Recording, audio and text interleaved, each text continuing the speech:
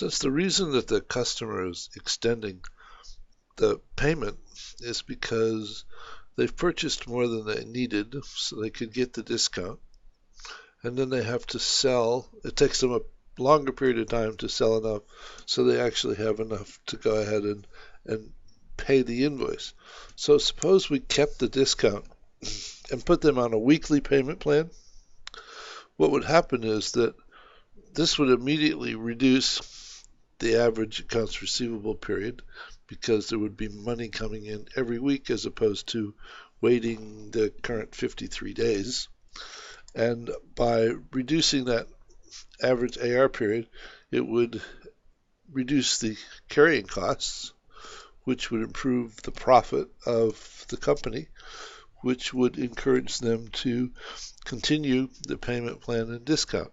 I mean, it would come with the caveat that for the customer to get the discount, they actually had to meet the weekly payments.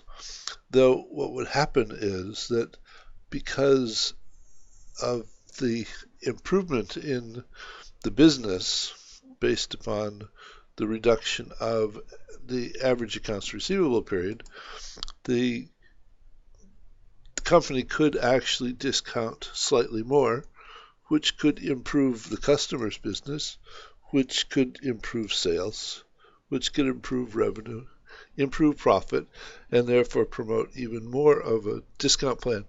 So we end up with two virtuous reinforcing structures where we previously had two competing balancing loops that were going nowhere, and now we have two virtuous structures going in the same direction. And as long as management doesn't get greedy, which is typically their nature, and decides to keep the windfall improvement, they can in fact use the improvement in their business hopefully to improve the customer's business, which improves their business.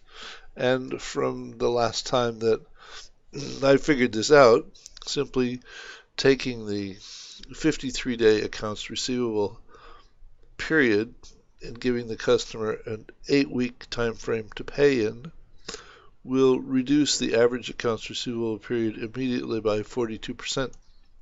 And the business couldn't manage to reduce it by 2 or 3 days, even after sacking several people. So this would be an approach that would seem to make sense to attempt, though in terms of figuring out the detail, in terms of how much discount and what the improvements might be, is probably an undertaking that requires a simulation model as opposed to simply a qualitative relationship map of the interactions. So hope you found this interesting, informative, and I'll see you in another video soon. Bye.